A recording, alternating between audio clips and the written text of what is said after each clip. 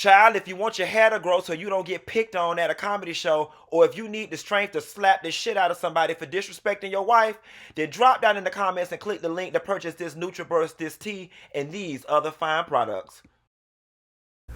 Love and Marriage Huntsville, baby. Wanda J. Blige stepped in the thing. Then we get introduced to Stormy, and they bore us again with Tiffany and her new weave. Want to talk about it? Here it goes.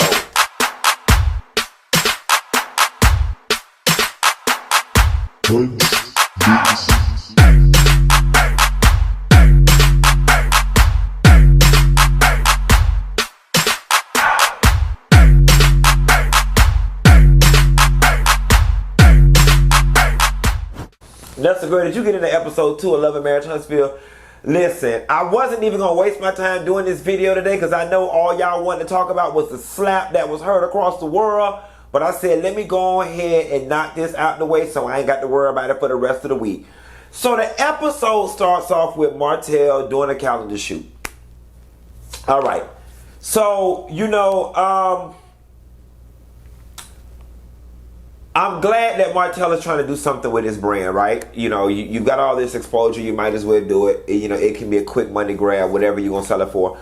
But the question that I have for you and your manager is, in 2022, are people still buying calendars, like semi-nude calendars? And the only reason why I ask is because the internet has killed a lot of print media markets. You know what I'm saying? Like, there used to be a time where you had to buy a Fabio calendar because you could not see pictures of Fabio's perfectly sculpted body anywhere else. At this point, porn is free. All you got to do is Google, sexy shirtless black man. And I'm sure by the time Martel produces this calendar, 3 days later, every picture will be in the Google database. So I just question, what's the juice worth the squeeze with this calendar? Nevertheless, I guess at this point, Martel's body is his best asset because he ain't the smartest.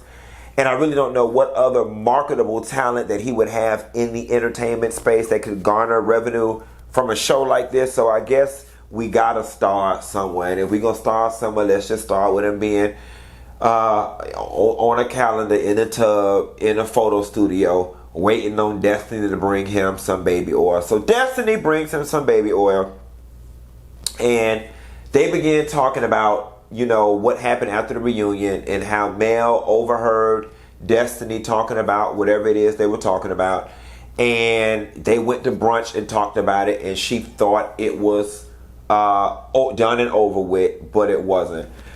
But see, here's the thing people got to understand, right? We are socialized to play nice and to make nice and to save face. We're socialized to do that in the moment. And, I don't know too many people who you confront them about something, you talk about it civilly at the table, and then they're going to look you in your face and be like, well, I still don't fucking like you. I'm still mad. And when we get home, I don't want to talk to you no more. Like, that's just not what we do. What we do is, we talked about it. We cool, girl. Yeah, we cool. It's all good. I'm glad we had an opportunity to talk about it. All right, well, call me when you get to Huntsville and we see if we can get the kids together and go for brunch. Okay. You know what I'm saying? And then you get back to your regular life and you just be like, whatever, I'm not in the mood to deal with that. And with some people, either a little distance, soothes things over and they come back together, or a little distance causes a lot more distance.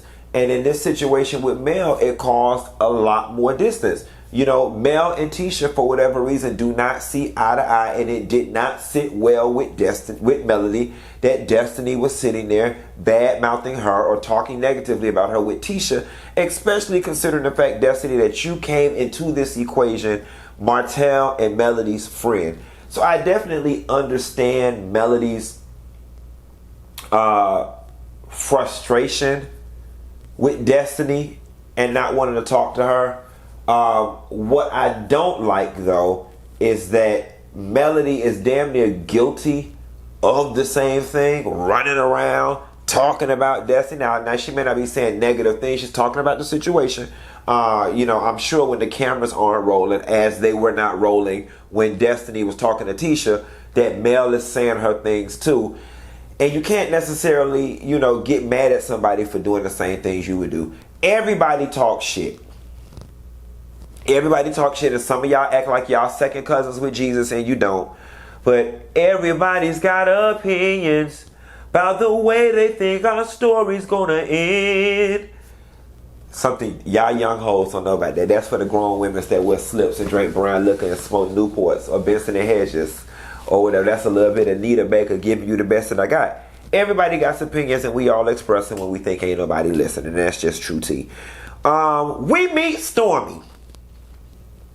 Now, upon first meeting Stormy, I was like, ooh, she just does not have an eloquent bone in her body. And then I was like, you know what, Q, that is not fair to come at somebody because of their regional dialect. You know what I'm saying? She's just from the South, like from the South, like deep South twang mixed with a little, hood.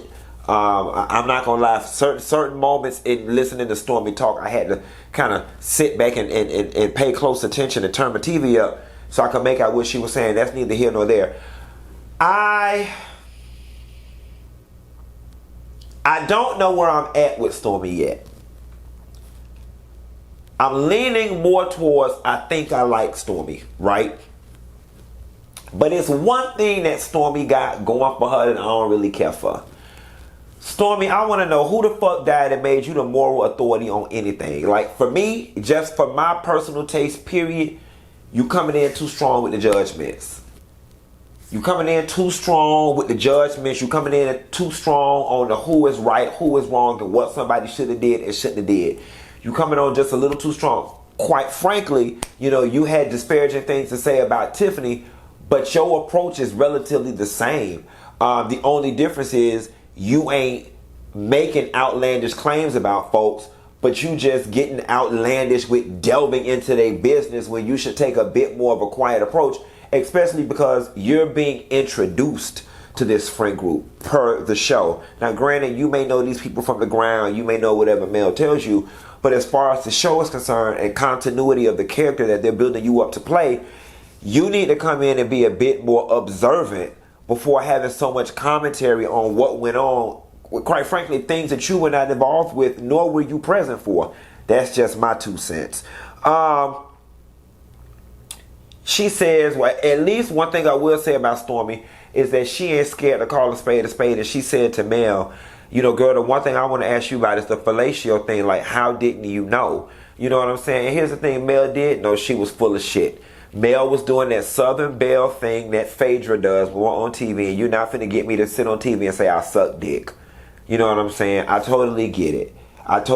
Now, Mel had time since that reunion to the time they did this filming to dress it up as, it ain't my place to tell him my business, whatever the case may be. We all know you suck that dick, okay? The question is, bitch, did you suck it from the bike? Or did you use 2 hands and rain that motherfucker out? Why am I cussing so much? I gotta stop hanging out at the ghetto pool hall. That's what it is. Or did you suck it like this with 2 hands? And did you suck it like this and roll your neck with it? And did you moan softly like this? If you did it like that, Mel, I would like this. You like that? You like that? Yeah. You like that?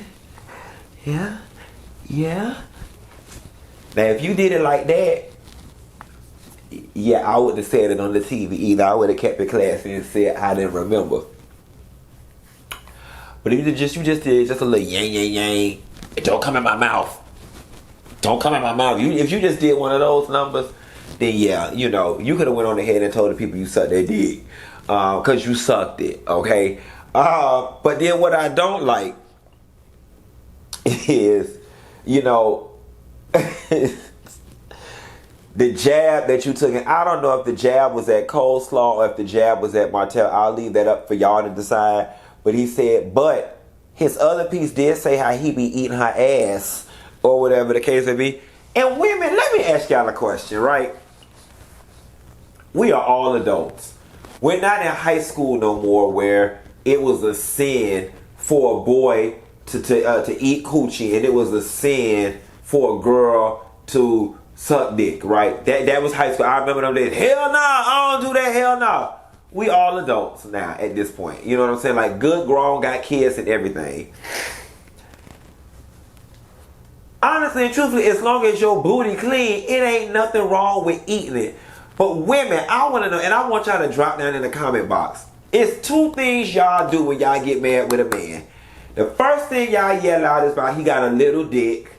And the second thing y'all love to do is say, well, you wasn't saying all that when you was eating my ass. You know what I'm saying? Y'all love to weaponize that eating that ass for me. And the thing, I want to spend a little time on this because it's so funny to me. Like,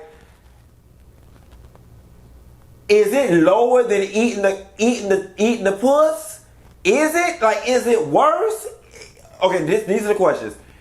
Is eating the ass worse than eating the puss? Is it on the same level? Is one sensual and one is just nasty, and nasty as in like disgusting, and that's why it's a read? I need to understand where the weapon is. You wasn't saying all that when you was eating my ass. I need to understand what the weaponry is in that, because like I said, quiet as it's kept, eating both of them motherfuckers is a sin if it ain't fresh. And let me tell you something, y'all some bold bitches out there. I saw a quote one time, my homeboy DJ A1 reposted. Somebody, you got to be a bold motherfucker to give somebody some stinking ass pussy. And my brother was standing around me. He was talking about, and some of these bitches after the club, that's exactly what they'll do. So the point is, if both of it is clean, if you don't set your ass down, and I ain't talking about no shower either. Set your ass down in some warm, okay? Some warm water. If you don't set your ass down in some warm water, then I don't understand what's wrong with eating neither one of them. Quiet as it's kept, when you cock them legs back, they both, they both right there. You might as well eat the appetizer and the main dish. I'm just not understanding, but that's a whole nother conversation for a whole nother. Ooh, things just took a vulgar turn. Anywho, Stormy says she don't think she liked Tiffany, but the verdict is out on that. I guess that's the same way I'm feeling about Stormy, so that's even. That's even. Wanda J. Blige showed up, baby. She didn't have her boots on, but she had on her sequence tiger top, and I will take that. She had on her sequence tiger top, and as with everything, she came to get it started. Now, I am all for Wanda's food truck. I think that's an amazing idea. I think Wanda's food truck was definitely consistent with what you would expect from somebody like Wanda. Quiet as it's kept, Wanda gives a very Hattie McDaniel, mammy, gone with the wind tease. So it's not far-fetched that you would want to eat from Wanda, right? Like, yes, I would want a loaded baked potato from Wanda because Wanda looked like she could cook. I would not want shit from Kimmy. All right, Kimmy just don't look like she know her way around the kitchen, and maybe she do. But that is just to point out when somebody look like they can cook. And Wanda messy as hell, and she gossip, which means she know how to cook real good. Because see, that's when you learn how to perfect your gossip and your mess when you cooking. Because when you be cooking, you be in there running your damn mouth on the phone, discussing everybody's business except your own. And Wanda knows how to cook. Now, Tisha and Wanda both spring a not so sprung surprise on Marcel, which was they was investing in that food truck. Now, Marcel need to cut it out because he know that his ass was investing in that damn food truck anyway. I mean, a food truck ain't nothing but $30,000 to $50,000, and obviously they got that. They can finance it, whatever the case may be. The minute Wanda opens up this food truck, they will recoup their costs very quickly. You know what I'm saying? And I think this would really, I think people would really, I want one of Wanda's baked potatoes. Now, Wanda, that long ass discombobulated name, Wanda Show Enough Stuff or whatever you was calling it, baby, we gonna have to go back to the drawing board. We gonna have to, we gonna, you know what? Leave Bessemer, Alabama, and come on in to Birmingham. Get you some good city folks. Come on in to Birmingham. Matter of fact, come on in to Atlanta. Get you a good marketing firm. Get you some young, good millennials, and let them come up you with a good name, a good logo, some good colors, a good way to wrap that thing, and you're going to have it all going on. And I promise you, I'm going to be one of the first people to help push and promote and even come down to Huntsville and get one of your baked potatoes. But Wanda Show Enough and Stuff, or whatever that long-ass, religious-ass title that you gave, it sounds like the name of some Pentecostal church. No bueno. But Wanda would not be Wanda in that office if she didn't start a little shit. Because whenever Wanda come through that door, it ain't never for what she came through the door for. It's for, you know, what's in the back of her mind. And she wants to know if Marceau got a lease with Martel on an apartment somewhere, because she say she seen it on the internet, and when she see things in the comments, she believe it. Now, Wanda, the internet is a reckless place. Now, Wanda, you can't just flat out say when you see things, you believe them. But is it me? Or was that scene with Wanda and Tisha and Marceau giving Wanda came here to do Tisha dirty work? And here's why I say that. If you don't believe the stuff, Tisha, and if you and Marceau have already had issues with your mama sowing up confusion in the community and in your marriage, it would seem to me that the moment your mama started with that line of questioning, you would have shut it down and ushered her outside the door. But instead, you sat back and was quiet and observant, which said to me that you were complicit in the line of questioning and you wanted to know the answer. You know what I'm saying? So I'll put the flag into play there. And then we see when it says on next week's episode that, you know, once again, you are insecure about the status of things because once again, you are questioning Marceau about him. Now, Marceau, I don't know if Marceau don't give direct answers, so if he do get caught in a lie, he don't ever have to say, let me back up. Let me rephrase that. I don't know if Marceau don't give clear, direct answers in preparation of anything ever coming out, then he can say, well, I did not lie. Or if he just takes delight in playing mental gymnastics with the people that he loves. But either way, Tisha not strong enough for it. Tisha ain't strong enough for it. Tisha is going around saying she believe, you know, everything her husband saying, she ain't had no proof. And the fact of the matter is that's a lie. That's a lie. Tisha's whole energy reeks of insecurity. And Marceau, you don't make it no better. Like, even if it's not the truth, I almost think at certain points throughout this journey on Love and Marriage Huntsville, a lie would be warranted just to make her fucking feel better. You know what I'm saying? Just a straightforward no. A straightforward, bold denial. Hell no, I ain't got no apartment with Martel. I don't understand why the conversation went from her asking the question to I've never hung out with Martel. The if you don't know me by now. The reality of the situation is Marceau, the viewers, your wife, and your wife mama all question your fidelity to Tisha. It's been on question since day one. And it would seem to me that while that may be annoying and while you may like toying with people and while you may like mystery, it would seem to me that your wife's comfort would surpass all of that, that you would subordinate your desires and your wants to comfort her. Just to give her a clean, flat out no. Because I think the thing that you don't understand, Marceau, from a woman's perspective, is that when your wife goes to the nail shop, people are laughing at her. When she goes to the hair shop, people are laughing at her. When she walks through the mall with the kids going shopping, other women are bickering and laughing about her. And you can preach to her all day long, you need to be strong, don't worry about the haters. She ain't built like that. And she may say she is, but when she's alone or in the car or when she lay her head to the pillow, that shit is bothering her. And so, gift her the gift of peace. Just like a couple times, just get some finite answers and nip it in the butt and not all the round robin and the wordplay, because it's leaving her looking stupid in these streets and it's putting her in a situation where other women can laugh at her. And trust me, brother, you know that, listen, I occupy a lot of female spaces. Women hate that.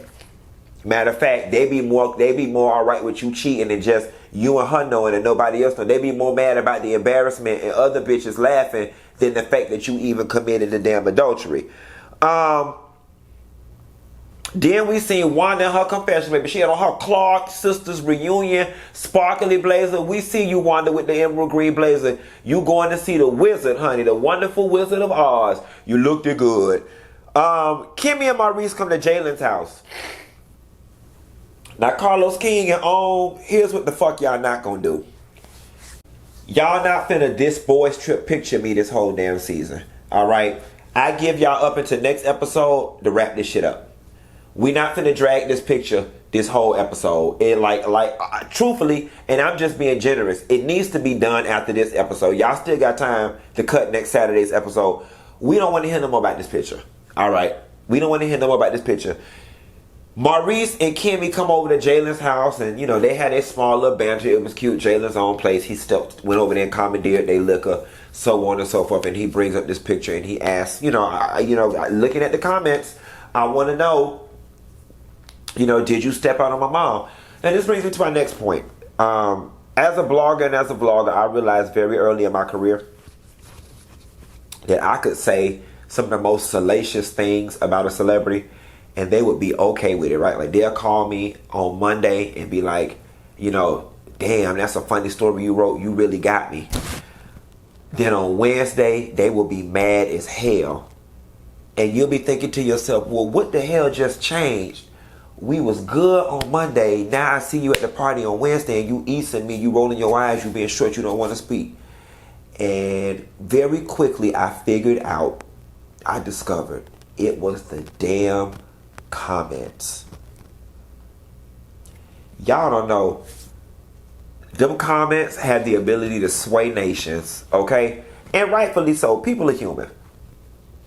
You can have one emotional response to something. You see a post that got 2,000 comments on it and 1,500 of them saying your husband a cheater. You was one line bitch if you'll say that shit ain't running through your mind, and what is it that everybody else is seeing and I'm not seeing, and maybe there must be some truth to this. You know what I'm saying? It's the same thing. Negative reinforcement works the same way as positive reinforcement. Y'all say if you tell a child they're beautiful and they're smart, they'll believe it, right? Well, you tell somebody long enough their husband cheating on them, same logic. Same logic. If a car goes forward, it must be able to go backwards. Toni Morrison told us if you pull a glove inside out, it must still be a glove. Same logic. Or whatever the case may be. And doubt begins to set in. That's why I'm glad that Tisha did what it is she did when she said she stopped reading the comments and she stopped engaging in social media, which quite frankly is the best thing to do, especially if you have a fragile personality type. So I get Jalen for saying, at first it was whatever, and I started reading the comments and they planted some seeds of doubt in his mind, but I'm glad Kimmy and Maurice addressed it head on. Now here's where things get interesting. Mel invites the girls over to her house.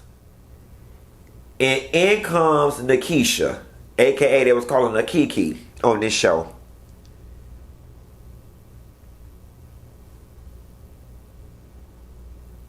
Kiki,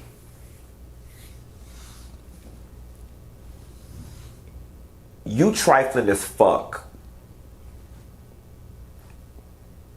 You low down, you trifling, and you ain't shit. And that's the God honest truth. And Wanda J. Blige, while you got Kimmy together because she was hanging out with Melody, you actually need to dive on Kiki ass because that's your real family, for real, for real. Wanda and Tisha both need to drive around your house, blow the horn in front of your yard, go inside your gate, and whoop your ass in front of your front yard, in front of your kids, your pets, and your neighbors, and then drive off fast before the police come. Because if you do not have the foresight to see that Melody is using you as a weapon against your family member, then you dumber than I ever fucking thought you were. Alright? You ain't have no business being around Melody house and her and Tisha beefing. Okay, fine. I'ma make a small allowance. I'ma play dumb. I'ma say perhaps, maybe. All of y'all go back. You know, you been down with Melody. You been cool with Melody, whatever the case may be. Well, number one, she ain't never invited your ass to nothing else these previous seasons. So you know what? I don't even know if I can make that allowance. But for shits and giggles, I'm going to make that allowance. You been hanging out with Melody. Y'all been going to lunches. Y'all was in the Chambers of Commerce together. Y'all go to the same church. Y'all go to the same hairdresser. Fine. Y'all have a previous relationship and you want to maintain your relationship with Melody. Fine. The moment Melody uttered the words Tisha and Marcel in front of you, if you was not going to bop that bitch in her mouth, if you was not going to check her about talking about your cousin, if you were not going to leave the damn party, then at a minimum, you should have shut the fuck up. Melody literally played you like a fiddle, and she used you to exonerate herself of all the nasty and vile and malicious targeting of Tisha's marriage with the rumors about Marcel cheating on her. She used you. She used you as a weapon to do that.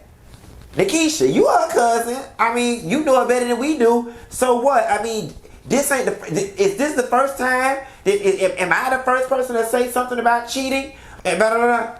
And then your silly ass, so happy to be on TV, shoulda went and got your dusty, dry ass, poorly dyed, hair done ass. You shoulda, you so happy to be on TV looking like the Grinch that stole food stamps that you actually answered and allowed this girl to weaponize your words against your family member.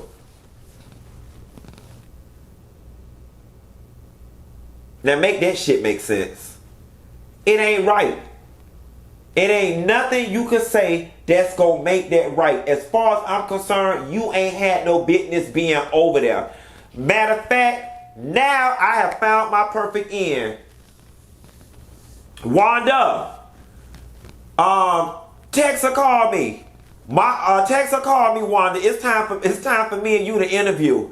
I'm finna get it motherfucking started, cause Wanda gonna set this shit straight and Wanda gonna tell it like it is. Wanda, I am ready to interview this week, baby. Matter of fact, we can do it tomorrow. Whenever the hell you ready. I'm getting ready to interview Wanda J. Blige, cause it's about time we get some understanding. And I don't mean to be demanding.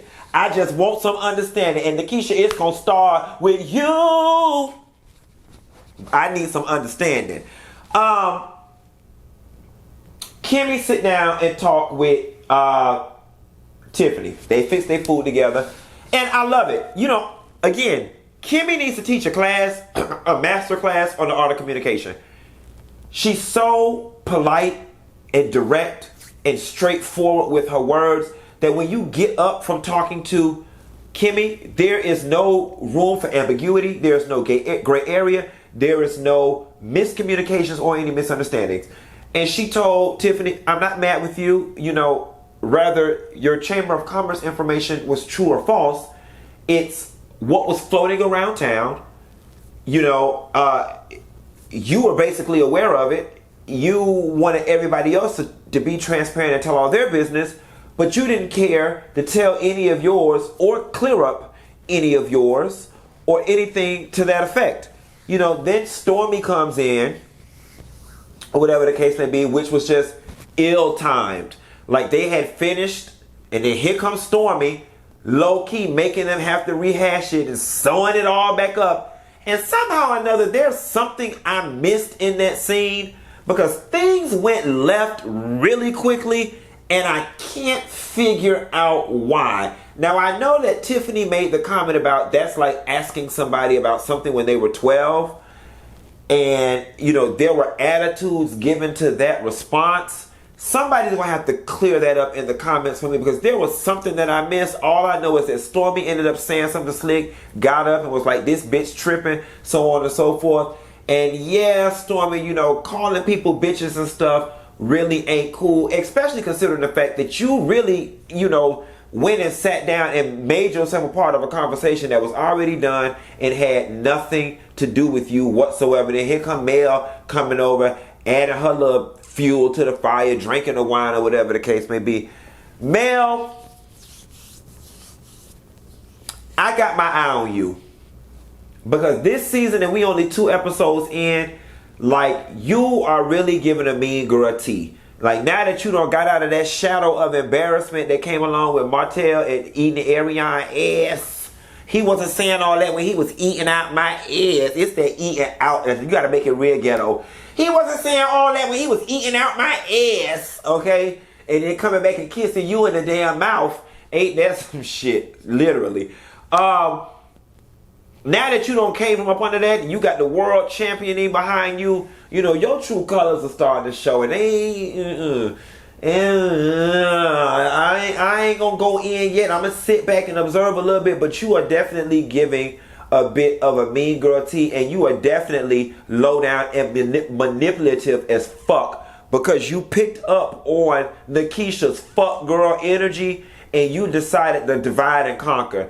And you're not going to get nothing good for it. You might mess around and get your ass whooped too behind it, trying to delve and tear people family relationships. Like, there's just certain places you have to draw the line, and getting folks' family involved, and like basically getting this girl cousin over there at your house to kind of be on your side. Like, Nikisha, I just can't believe you did that. I just really can't. I just really can't believe you did that. And whatever private conversation you may have had with Tisha about her marriage with her husband and what she knows and what she doesn't know, that ain't none of Mel business. Not coming from you. Not coming from you. You are Tisha's cousin and not Mel's friend. Like, who the fuck raised y'all simple ass bitches? Just want to be on TV so goddamn bad, and your ass ain't even get paid 50 cents. Matter of fact, it costed you money to be there. I hope whatever you're seeking to gain, you get it.